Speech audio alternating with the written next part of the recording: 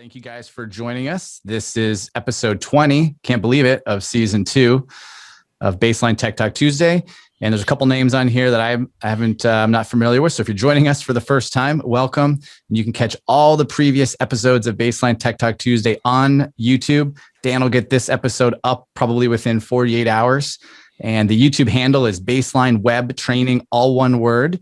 And he's got a nice playlist going for all the Tech Talk Tuesdays, and they're labeled season and episode and then topic. So you can easily watch them in any order that you want to. And he's also adding a lot of helpful programming tips. And then also he's been working on messages so that if you're in the field and you have a question, one place you might want to go first is to YouTube and see if you can find your answer on YouTube as a resource. And we hope that that will be a resource. And today's topic is going to be the Baseline Precip sensor. This is a new device and is all about precipitation. I won't give away any more of the details until we get into the show here today, but I do want to do a quick round of introductions. We have Chris Wright, our VP of Sales. Good day. I'm Andy Humphrey, Irrigation Technology Consultant, and we have Dan Conger, our Training Manager. And I think, Dan, let's just jump right into the Baseline Precip sensor. Right. So we talked about the Baseline Precip sensor with using the tipping rain bucket technology, and we talked about that. It was maybe about a month ago, maybe a little longer. So you could view that previous episode.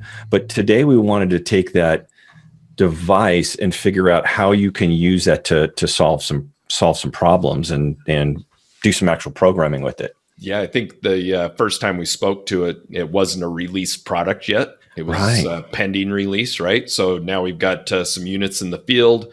We've had some interface with them to kind of learn how they work and how we can apply them in unique ways to enhance the performance of your baseline system. So that's kind of what we want to talk about today. And I found that's kind of interesting in with this manufacturing is we have a way that we intend for people to use it. And then there's some other ways people have a completely different idea. Or once you start playing with it, like, wow, this will do this really well. Mm-hmm. And I think we've got 3 cases we want to look at. So I'm going to switch over cameras here. And then Andy, if you would highlight. Here we go. There. Beautiful. Okay, cool. So we've got my controller here. So before we dive into the controller and the interface, let's kind of identify the 3 different things that we're going to speak to as use cases. Okay. Excellent. So Andy, what's number 1? Yeah. Number 1 is a pause condition, right? And if we think about why might we want to pause, we might want to pause when there is the first inkling or first sensing of the rain, because when it starts raining, we don't know how long or how much the rain, it could be a short, quick burst, and then it's done. So what we want to do is pause. And what we're, sort of recommending is it's paused based on rate, a rate or a speed of the rain that we can immediately pause the irrigation system. So what's the resolution on the Precip sensor with the tipping rain bucket? I'm going to go from my memory here and say 1/100 of an inch. Yep, 0.01. Yeah. That's right? one tip of that teeter-totter in there, right? One tip of that bucket, and we can create a pause and then see, what that rain event is going to bring to the rest of the site. Right? Yep. So, and then again, when it pauses, the user gets to, and we'll go into this, Dan, but the user gets to decide how long. So as a user, you could set that up to be paused for 1 hour or pause for 4 hours. And that's something that you can decide based on how you want to set the site up, is how long to pause before that condition comes back. And it's either allowed to water or it comes back and then it, boom, goes back to pause because it's still raining. Yep, exactly. Cool. Very good. All right. So should we identify the other 2 now, or should we show how to configure the first one? Let's identify them, I think. So if someone's watching this later on YouTube, we can remind them of the 3 use cases that we're seeing. And so, Chris, you mentioned, or we just talked about use case 1, which is pause. And then the second one is going to be stop. Yep. Let's terminate the irrigation. And it's on a baseline. So pause is something that resumes. and stop is something that is finished. So watering. are we going to stop based on rate? Like we pause based on rate? It's a great question. So we would use the other data point, which would be accumulation. If there's been a certain amount of rain, quarter of an inch, eighth of an inch, half an inch, whatever that is that you want to set as the user, you can say that's enough. Let's stop watering. Okay. All right. So with the stop, the difference between a stop and a pause is that with the stop, it won't start back up again until a start condition or start time comes back around again. Correct. Yep. Yes, or correct. Yeah. Exactly. Okay. And then the number 3 condition or use case. And then the third is sort of combining a couple of things we just talked about. We want to immediately pause based on the rate. And then we want to stop based on the effective rainfall in the soil. So we're going to tie in that soil moisture sensor into the Pro Kit version of the precipitation sensor. And if we have received enough moisture, we can terminate and not resume. And why is that soil moisture sensor addition significant as of June 1st, 2021?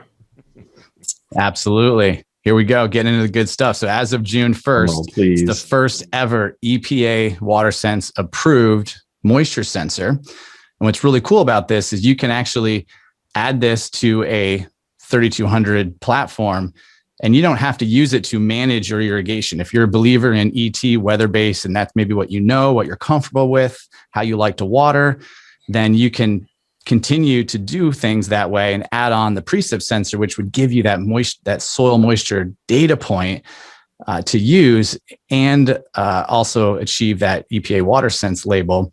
And Chris, I think, what's interesting about adding this to the precipitation sensor is there's multiple ways and places you can measure precipitation. And because we work with plants that are in the ground, what we care about as it relates to the effective rain is what happened when that 1 inch of rain fell. Absolutely. What did it do to the soil condition? Yeah. Did it percolate into the soil profile or did it run off? Right. So exactly. We could have accumulated a quarter of an inch in the tipping rain bucket, but because of the rate that it fell, maybe it ran off before it could absorb. And so we want to measure that effective rainfall.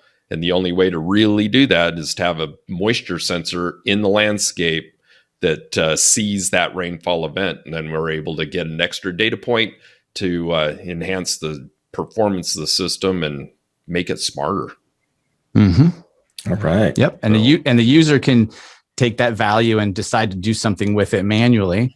And our hope is that we can learn together, here on this show. And as we implement, we start to learn more on how to use this technology to provide better automation, and smarter watering. So the humans don't have to touch and turn every dial and push every button, that we can provide better automation. For sure. All right. So let's go into how we set it up in the controller. Okay. Shall we? So the first thing we want to do is, and I've already done this, but we want to make sure that the devices are assigned, right? So I've already assigned my rain gauge, but let's just take a quick peek at that one, because it's under the rain gauge assignment. And you can see mine is this BR00010. So that's what my rain gauge or my Precip sensor is. So now, Dan, if you were here for the first time, just remind us how you even get that in that slot there.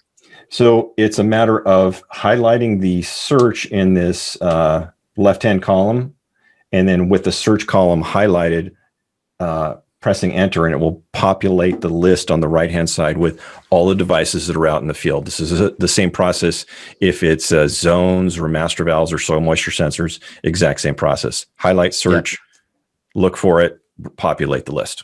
And it looks like you've got room on there for more than one Precip sensor device. Is that true? I do. Yeah. So how many can we have per controller? Looks like there's 8 that we can have in here. Very cool. So why would we want 8? Well, maybe you've got substations that are True. Yeah. Certain geographical distance from where the controller location is. We want to see if rain fell across the street or not. Yeah. Yep. And keep in mind, if you have a commercial property or thinking more in terms of municipalities and school districts and such, if you have a baseline controller on site A, but you also have more fields or more parks that either don't have an irrigation system at all or have an irrigation system that hasn't been converted to baseline yet, you can add a precip sensor there and a substation and bring that data in. Whether there's an irrigation system there or not, you can still read the rainfall precipitation and then what it did to the soil moisture so you can make decisions with it. Yep. So I've already done the same thing with my soil moisture sensor since we mentioned that. And I've got my programs and zones are already set up, right? So that's done. That's the basic homework that needs to happen before we can take this step. Okay, so from a configuration perspective, just to be clear, you have to search for the Precip sensor, right? That's going to have its own unique serial number. And then if it's the Pro Kit that includes the soil moisture sensor with it, you have to search for that separately, correct? Absolutely correct. Yeah, they're two separate serial numbers, two separate devices. Okay. Will work together, but you need to search for them separately. Okay. Got it. Beautiful. So I think all of our magic really is going to happen at this start, stop, pause, dial position, right?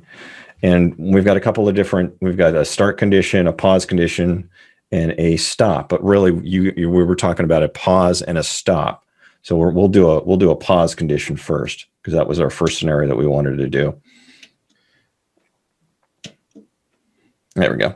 So I got my pause condition, enter to open up the menu. So right now, this is for all the programs. I could change it for just individual programs, but I think for today's example, we want to set this up to pause all of our irrigation programs. So I'm going to leave it on all. And then the device right now is set up to moisture sensor 1. Well, I think initially we want to use our Precip sensor as our device. So I'm going to scroll through my list of assigned sensors or assigned devices. So I've got moisture sensor 1. There's another moisture sensor. There we go. There's our rain gauge, RG1. Or if we look down here at the bottom, we can see it's that BR0010 serial number down here in the bottom. So that's the device that's going to influence this pause condition. Okay. And in this setup, it's important to note the K value, right, needs to be set at 100. So it should auto-populate to 100, but if it comes up and it shows something otherwise, make sure to adjust that to 100. Yeah.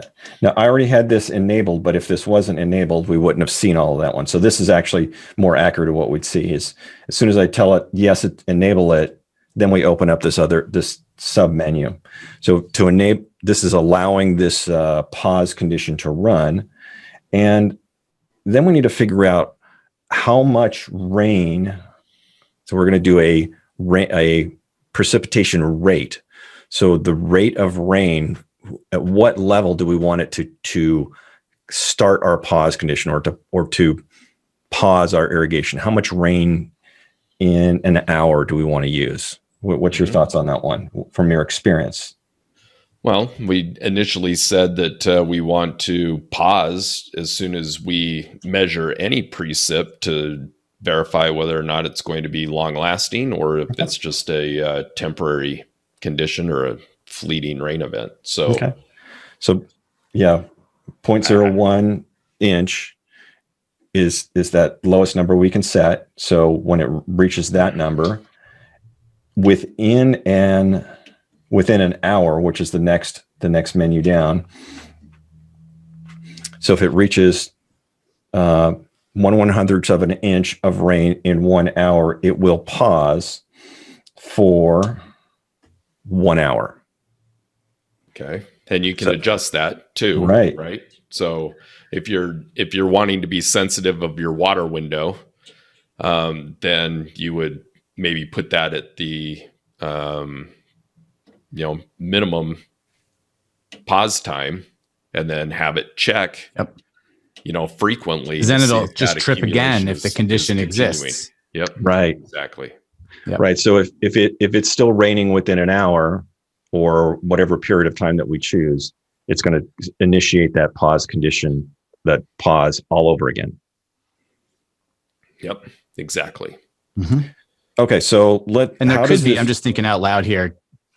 Correct me, but 1/100 of an inch is pretty darn sensitive. And so what I don't know, and this could be completely skeptical, are there other external conditions that could cause the teeter-totter to tip? Insects, fog, like, just other, because that's very, very, very, very sensitive. I could it artificially tip at 100th? Yeah, but if it's a setup, which I guess we don't know until we artificially for 30 minutes, then there's really no harm, no foul. If it, right. I think it could also depend upon how you mounted it. If you had it mounted to a metal pole that was prone to vibration, could that might trigger it? So you might want to decrease the sensitivity, or if it was. What would create that kind of vibration? Oh, you do live in Southern California, mad school so kids. An earthquake, I guess, could, or the damn skater kids at 2:00 in the morning. Come on. All right, so you want to make it sensitive, right? So you want it to pause irrigation at first sign, so that people are driving by the property. They don't see irrigation running too long after they've had to turn on the windshield wipers on their car. Right. It's about public appearance and the perception of what you're doing. Yeah, exactly. Yeah. Okay. So this resolves that issue, right? So as soon as we get 1/100th of an inch, it's going to pause for an hour. And in another hour, it's going to check. If it's still raining, it'll pause it again for another hour. And when it's no longer raining at that rate, it will resume its irrigation again. Exactly. Yep. Okay, great. So first one down. Beautiful. Okay. All right. So the second one was to stop program or programs based on accumulation, right? Okay. So that's the next menu down, which is device stop conditions. Okay. So I'm going to leave that pause condition in there, right? Because we're going to build another one on top of this. So I'm going to go open up stop conditions. Same thing, where this is going to be for all programs, although I could be selective and change that if need be. And this one right now, we've got the same moisture sensor one, but I don't want that. I don't want the other moisture sensor, but we are going to use that same tipping or precip sensor. We've got that same serial number down below. And when I enable it, just like before, it opens up that menu, identical to what we had just a moment ago. Now, let's talk about the limit for this one. We've got the default looks like it's 1/4 of an inch in an hour, but we were talking an accumulation, right? So how do we measure accumulation in an hour or over a day, or what's your thoughts on that? Well, typically, if I were setting this up, I'd think about what is my ETO value on a daily basis right now, right? So where I live, right, it's about 0.3. So I'd say if I was to get enough rain accumulation in a day that would match what my ETO value would be, then that would be a good way to have it stop. So if I'm pausing in the process while it's raining, and then if I stop it based on a total accumulation, then I've let nature water my landscape today rather than the irrigation system. Right. So it's right. Since I've got hourly highlighted, I'm going to change that. So I've got daily or hourly. Yep.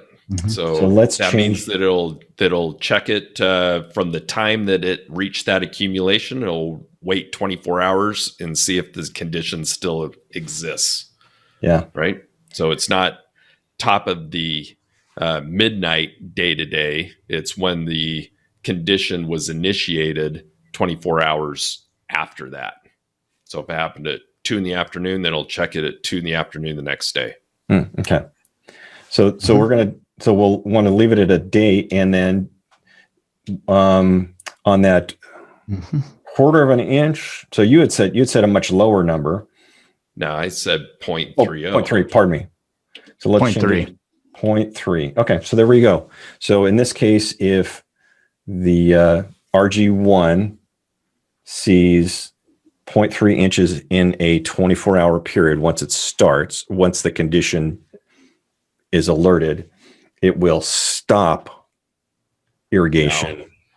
No, No, not exactly. correct me. Mm-hmm. So as soon as the gauge sees 0.30 accumulation, it's going to stop, and it'll keep that condition for 24 hours from when that stop happened. Okay, yeah, that beautiful. So we've got these two stacked on top of each other. We got a pause and then a stop. Yeah.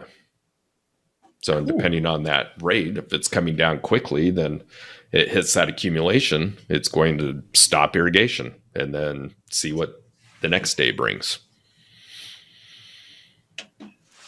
Okay. So what was All right. the third scenario? The third scenario is we want to see what the effective rainfall was and be able to stop either the controller or individual programs based on what actually got into the ground. Okay. So that's another stop condition. Now, in our programming, will this this will replace the stop condition that we had previously? The way I look at it is you if you're buying the Pro kit, you use the moisture sensor as that enough, right? But if you don't, then you have to use the rain tipping bucket as that stop condition. Okay, good. That I can see the logic in that for sure. Yes, but the way I've used it on my property is I did accumulation as a stop, like we just talked about, but then I've also got the sensor set at a threshold that if after that 24-hour period when it stopped because of accumulation, I still have moisture above a threshold on my moisture sensor, then it will stop and won't allow that program to operate again. Okay. So it's like a backup that you can use for a program or for the whole controller to verify that, if I have a moisture sensor that's set to come on at a different threshold or at a start time, maybe I've got a start time in the controller and sensor that is operating on upper threshold. So it's going to start, right? But if that Precip sensor says I'm above my threshold, then it'll stop that program and won't allow it to happen. Right. That's actually a great call, Chris, because you could set that Precip sensor stop at field capacity, or maybe you set 10% below field capacity if you want to allow there to be a slightly, a little bit of depletion that you still don't want to water. I like that because it can rain enough where you can sit at above field capacity, at field capacity, or just below for a number of days after a rain event. Right. Exactly. So I think the point is that this is a little bit more advanced than just a typical, rain device. And it gives us a lot of programming and configuration power because of the way that we're able to utilize the data with that start, stop, pause, right? So we can really tailor in how much water we're applying to the landscape based on plant water requirement and effective rainfall when it happens. Cool.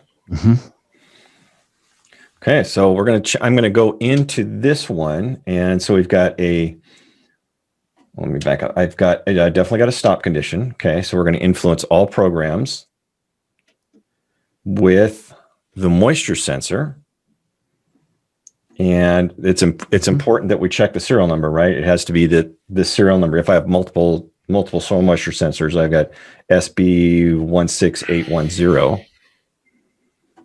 And then we'll enable this one. And we need to set a limit when the moisture content is above a limit. That's when we want it to stop watering. Yeah. Now that's going to depend on the soil type and your soil conditions that you have on your site, right? There is no fixed number on that one.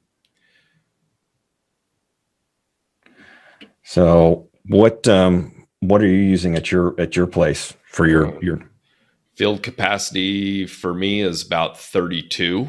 Okay. So do you have yours? And just as a reminder, field capacity is a function of the soil type that you have, its compaction, its structure. They're all the variables that can determine what field capacity is. And if you're curious, what you want to do is water down this sensor heavily, wait 12 hours or so, check it. And that is theoretically field capacity after the soil is allowed to drain from a heavy watering event, either rain, sprinklers, or bucket test. Yep. Mm-hmm. We'll deep dive into that more next week. Right. Too. So we don't need to go into too much depth on it today. But for my property and for my experience, it's about 32%. Okay, so this one, we've initiated the pause, and then which is its own condition, and now we're measuring it against the soil moisture content, and if the soil moisture content is above our limit, it will stop irrigation. Correct. Right. And the beauty of it is that we can have, these start, stop, pause conditions all happening within the same controller, even within the same program. Okay. So we're not limited to global conditions across the entire controller or site. We can tailor it. So we've got 99 programs available to us. We can, create these different conditions using that Precip sensor. So if we want to, pause just our turf programs based on rate and continue to let our drip programs operate, we can do that. And then we can stop our drip programs based on an accumulation, just so that general public doesn't see water flying during a very insignificant rain event. Right. So lots of different ways that can be configured, set up, and programmed to be a powerful tool for user or site to take advantage of rainfall events and whether or not they're effective. It's good to remind ourselves how many times clients say something like, "Can you do blank?" And so the options you have with technology and programming capability, what you really want is to ask your clients, "Give me more, like, can you do blank?" And let us and help you figure out the tools and the pieces of the puzzle that you need to be able to put that together to meet the unique watering needs of a site, because all sites are different. And we know that all turf managers and irrigation managers have different requirements too, and different applications that they're trying to work within on their sites. Yep. Well, very cool. So hopefully there was some good thought provoking discussion about how to use this as a new tool in the baseline tool bag to enhance the performance of your system on your site. So, and Chris, let's hit the question about software version or firmware version on controller. What's the recommended version right now? 18 for the Precip sensor. Okay, firmware 18. So, all right, very good. Well, we are falling to the bottom of the hour, so out of time. What do we have in store for next week? We're going to be talking about soil moisture sensors. Yes, we are, because we want to make a lot of noise about the EPA WaterSense labeling. So hopefully we'll have a special guest with us next week to talk about some of the details of the technology and how that labeling came to be and the testing protocol associated with it. So it should be very interesting and entertaining at the same time. So we appreciate you taking time out of your schedules today to be here and to listen to us. Again, it's been recorded. It's available on Baseline's YouTube channel at Andy. Baseline Web Training, all one word. Nice. It's so small and short and easy to remember. All right. Very good. Excellent. Thanks, everybody. Go out, be productive, work hard, be safe, and we'll see you back here next week. Thank you very much. See y'all. See you guys. Bye-bye.